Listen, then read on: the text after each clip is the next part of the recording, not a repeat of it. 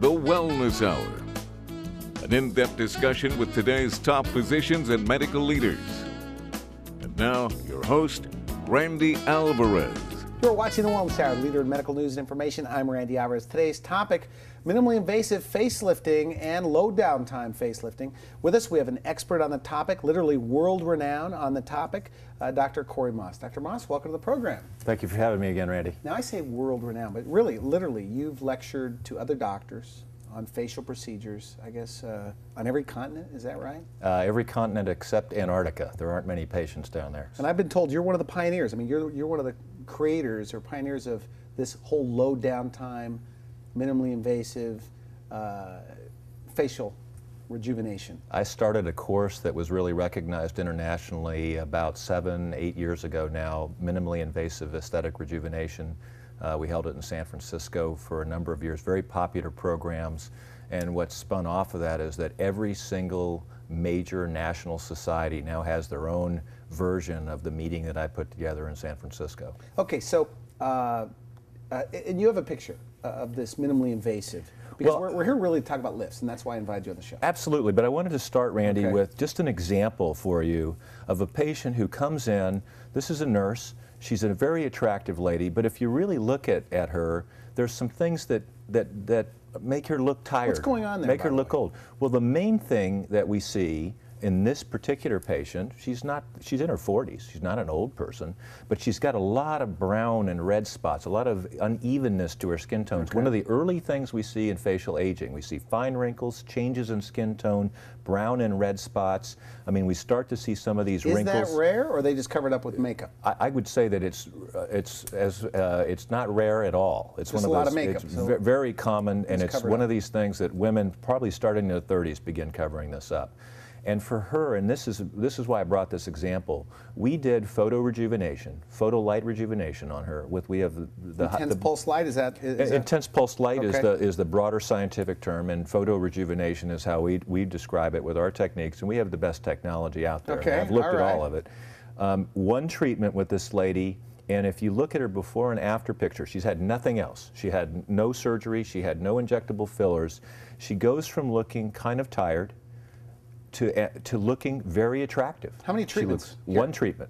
One treatment. So where do the lunchtime. spots go? They're zapped off. The way photo rejuvenation works is it targets the pigments in our skin selectively without damaging the skin itself. So when she walks out, she has what looks like a little bit of a sunburn, which goes away in a few hours. She has no wound, no downtime. She can go back to work right afterward. And over the course of a couple weeks, the spots themselves get a little darker, and then they just naturally exfoliate. So she's looking a little. She'll have a little darker freckles for a week, easily coverable with makeup.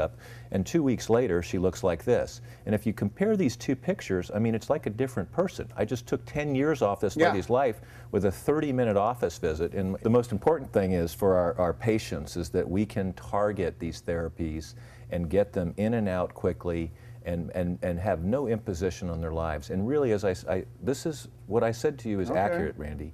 We can have people looking younger 10 years from now than they do today if they stay with one of our programs. And it may be just a mini lift and then some little ongoing like therapy. Slowing the aging process, or we can really slow the aging process. We can turn the aging clock back, actually, right out of the appearance bat. at least. Absolutely. Absolutely. Interesting. And what are the age ranges of people coming in for these low downtime lifts? Well, I think it's a big range. There's certainly people who have had extensive sun damage, been at the beach too much. We spend a lot of time with patient counseling on ways to protect your skin and to improve it without surgery, first of all. But the ranges can be as early as sort of in the 40s to obviously way up into the 80s. I just did a facelift a few months ago on an 86-year-old woman who sat across from me and said, "Doc, my third husband just died and I need to get back in the mix." And God bless her, she's back in the mix and she looks great. Now, photos. Let's take a look here. Now, this is if they're just tuning in, low downtime, Is it a minimally invasive type of a lift, or are you going to show me? Well, what I was going to show you, Randy, is relative to your question, why you invited me to come today, is sort of give you a spectrum of what we see for patients, and just show you what we can do with them. Because again, there is a big spectrum. There's the 40, 50-year-old women that come in that don't need very much. I live in Marin County. I've got a lot of moms that come from Marin and over in the East Bay who had children a little bit older. And listen, they're hanging around with 32-year-old moms, and they don't want to look like grandma. I mean, that's a big issue for them, and we can do little things. Do you hear that, though? Do you hear that? Absolutely, hear it regularly, and you know, that's great. We can make them look better than those 32-year-old moms. Okay. That's why they're coming. So just some examples here for you. So what we did with her is we addressed this issue of the jowls. We addressed the issue of the neck area. With the lifting? I mean, you just do the skin, the muscle? We did it with a mini lift and a little bit of submental underneath the chin, liposuction, and then the photo rejuvenation.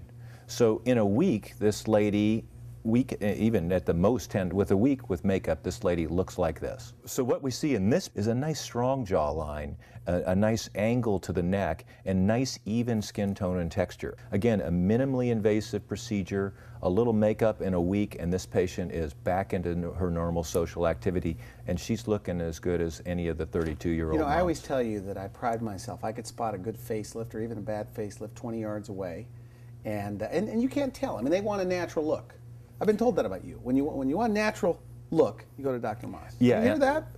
That's what we, listen, as I said it many times, Randy, if you come out of our practice looking like you had plastic surgery, that's a failure. I don't like to fail. Okay. We do good results, noticeable results, but you do not need to look facelifted. Absolutely do not need to look that way. Okay, so here's another patient, Randy, because she's another great example. A little bit older mom.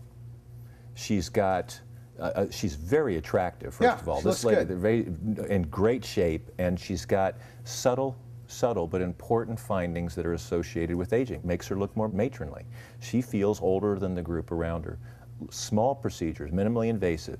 What we're addressing is the little sort of parenthesis lines around her mouth. Okay. We're a little bit of filler? laxity. With filler? No, we're going to do the mini lift on her. So this is the mini lift. We've got a little laxity in the neck, sort of the hanging portion Subtle, of the neck there. here, and really the loss of a straight jawline. And this one lady has a wonderful jawline. And if you look at the strength of people's faces, it is about jawlines and contours, and that's what we're restoring for her. Lifting is not, by the way, just about making wrinkles go away. It's restoring a youthful, vigorous contour to the facial Interesting, area. okay. And if you look at her in the before, we address those areas, the neck area. Low downtime, like a mini lift? Okay. Low downtime. Low downtime for these patients. Everybody 10 days, at the most, everybody 10 days, and they're back doing normal social functioning things, normal activities.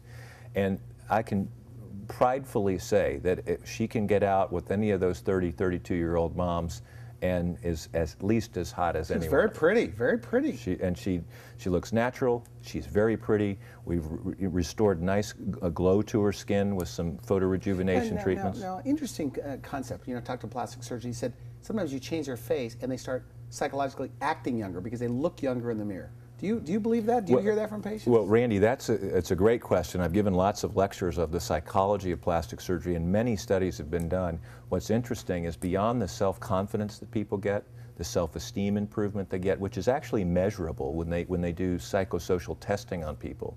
They feel better about themselves. They feel more confident about themselves. They do better in the work environment. Is that right? And especially now, you know, where it's a tough economic environment. Listen, I didn't make the rules.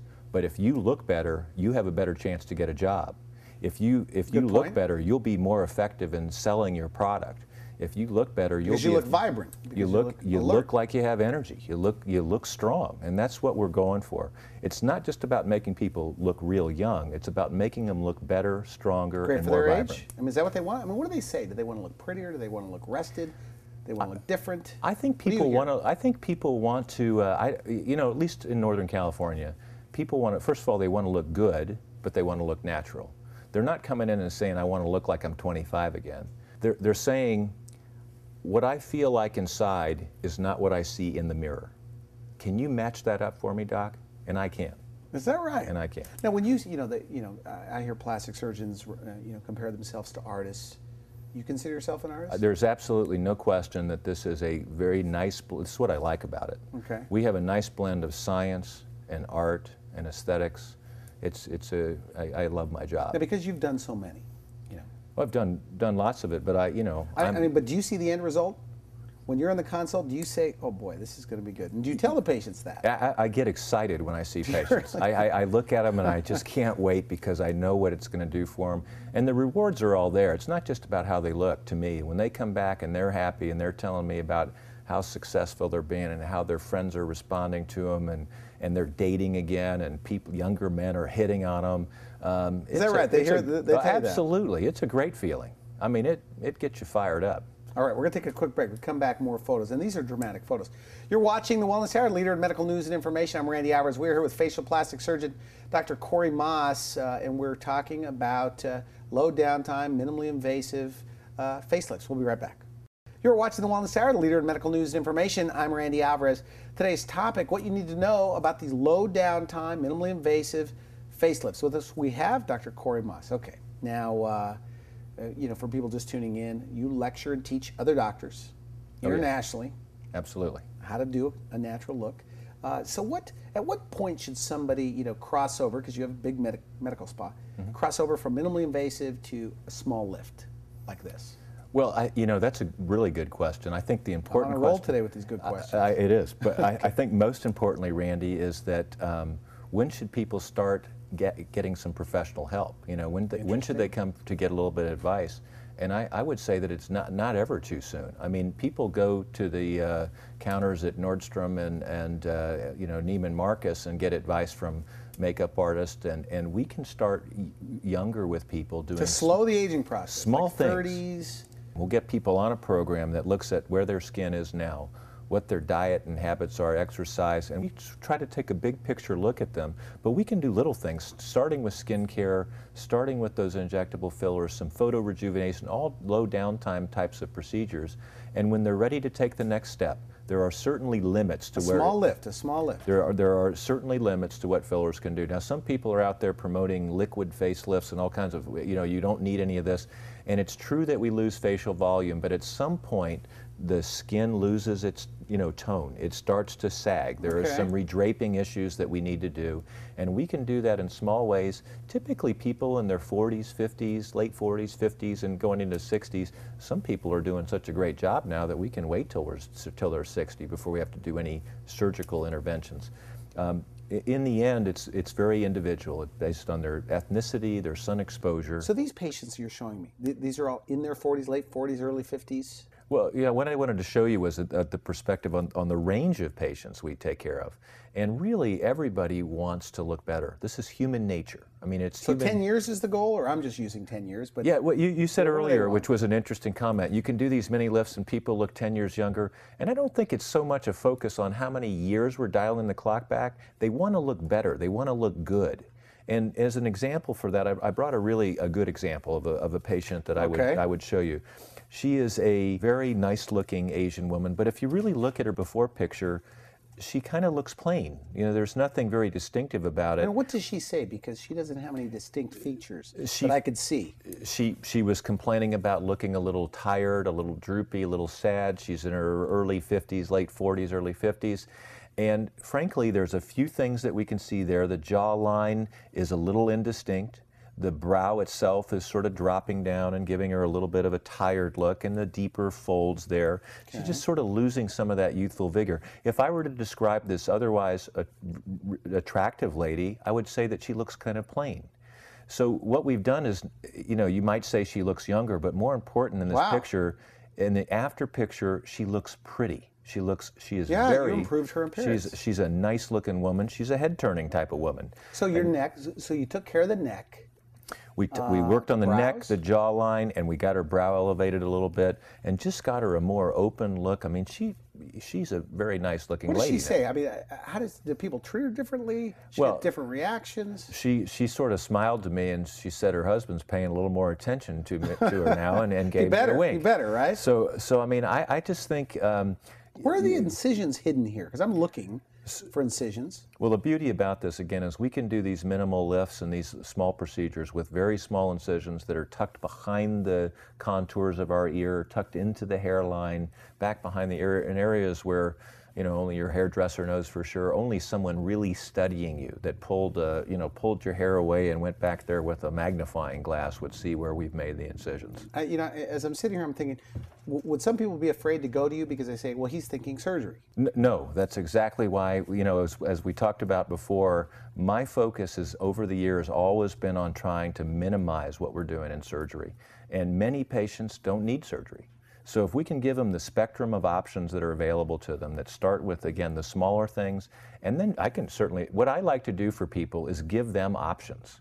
And I can show them on a computer imager what those options would give them before and after, and let them choose. All I mean, right. you know, they're obviously in a patient that could use a mini facelift. They may say, I'm not ready for that, but I like those other options you gave me. Other patients might say, gosh, I like the idea of doing a mini facelift and I don't have to see you so frequently. Okay. You know, it's just different strokes for different folks. Now, really. that patient right there, what is that? For the sake of time. This is good stuff, by the way, Dr. Maas. Well, this is, this lady is very attractive. And she comes with complaints about her neck seeming loose and saggy, and she does show some of these early signs of aging with the jowl, the little jowl bump along the jawline. She's got the redundant skin here. She looks a little tired. The mid-face cheeks are sinking down a little bit. She's a very attractive lady, and we were able to address those concerns with minimally invasive procedures. So Randy, study the before and after, because what I'm showing you is subtle. But if you look at the picture on the right and compare to the after picture, what you see is a youthful, vibrant, very attractive woman versus on the other side, somebody that maybe looks a little tired. Done, though. I mean, and they shouldn't. She should just look as pretty as she does in that after picture. But it is subtle, but huge difference. It's a huge difference, and she is very attractive. I mean, if you took, it looks like sisters, this is the younger one. If you took two twins, did some of this low downtime procedure on them, lift, 10 years out, would the one that you did the procedure look noticeably younger? Absolutely. Really? Now, as I tell everybody, what we do is turn the clock back with these mini lifts. We're not stopping the clock from ticking, but we have many techniques that we do in the office on an ongoing basis that'll really make that clock tick very slowly, and that's what we want. Like I said at the beginning, if you give us 10 years, you will look younger than you do today. Okay, maybe I'll take you up on that. All right, okay. Now, and by the way, what we're talking about here with these low downtime lifts, you're always addressing the neck and the jowls? Right. Okay. The jowls are kind of the bumps on the cheek area. Everybody notices it. If I take an image of someone on a computer, and I've done this so many times now over the years, if you really look at yourself in frontal view and you're 40 plus, really, what starts to happen is your jawline goes from being rather curvilinear to looking something like a clover leaf. And that's the jowl effect we're talking about. Easy one to take care of for you. Very easy to take care of. Very easy, very effective. So this is an example of sort of the next level, Randy. This lady is a career woman who's very active, very vibrant, and really had concerns about just looking, again, matronly, looking older. And if you really study her picture in profile, which is where the rubber meets the road in terms of this kind of surgery, you'll see that she's got an irregular looking jawline, redundancy of the skin of her neck, lots of wrinkles, the jowling kind of behind the lips, the extra bumps and wrinkles there. So this is somebody that, you know, just tightening procedures or minimally invasive fillers. Fillers. This is, you know, and this is the important thing to know. I mean, again, we love to employ these minimally invasive procedures, but at least we can take these people to the next step if they need it. Okay. For her, she's going to get much more benefit, have much less investment in doing a lower facelift than she would be. So a mini lift, that's what we're talking about. Yeah, so we went to the mini neck lift, the mini facelift, and now the lower lift, again, is addressing the cheek and neck area, and what we're able to do is restore contour to her jawline. Wow, look at the big difference. And it's a big difference. It's a big difference in how she feels about herself, how she presents to her, you know, to her work environment. That's 15 years younger, right? In my opinion, I think anybody watching this at home, 15 years. Younger and looking better. And she's not only looking better, but she's feeling better. Yeah. She's a very pretty lady. And by the way, no incisions that I could see. They're hidden where? In the ear, behind the ear? Behind the ear. They're all hidden in little creases and corners. Nice. I can't tell you all the secrets All because right. I don't want you to know. All right. And then just wanted to give you a couple of examples of sort of stepping from the mini lift to sort of what I call the lower lift. And again, it's a minimal downtime procedure. They're in and out. They're going home the same day. I tell most patients they're going home right around lunchtime. Okay. They don't need a nurse. We have drivers and all kind of things. We don't want them driving themselves. But really very minimum downtime. Our techniques for how we keep people comfortable during the procedure are state of the art. As I tell everybody, we need to use very little narcotics, the things that make people sick, and we have them comfortably sleeping. They're not paralyzed, they're not on a respirator, they're just comfortably sleeping for the procedure. When they get up, they're able to walk out, they're conversive, they're having a good time, they feel good, and the next day we come in and their little dressings are off and they're on their way with little headbands. So this woman in her 50s, in her 60s? Here's an example of a lady who's in her mid-50s. She has very classic features of the lower facial aging, and if you study her, what she has is the sort of classic large jowl that starts almost at the cheekbone and extends down over her jawline, and then she's lost her neck angle. So neck, You know, her chin, basically the skin from her chin goes straight down to her chest. So what we're able to restore with the lower lift is a very nice, sharp cervical mental angle. Very this nice. angle right here. We're able to restore her a very good jawline, and actually, if you look at her, I mean, she just looks more powerful. I mean, this more is sophisticated as well. I mean, you look at her; she looks like $1 million. I mean, it makes people look more energized, and Randy, people feel more energized. It's Really? not just about how they look. When you look this much better, when you look great, you feel great. Well, they come in and point out things like they'll say, "I hate my neck, my chin, my." Well, I try to do that with everybody. Rather than having them come in and me diagnosing them and telling them what they need, I'd rather hear from them what they're concerned about. And then, as I said before, I'll go through everything that's going on with them, but I'll sort of laser beam in on the concerns that the patient has, and we can address those. And as I tell everybody, we'll create a menu list. You don't have to pick everything on the menu. You might want to do a few things, but every one of them, I want them in a program. I mean, we have a comprehensive system at the clinic. To keep them looking good. To keep them looking good. I mean, if you're going to come in and do a mini or a lower lift, that's just the beginning.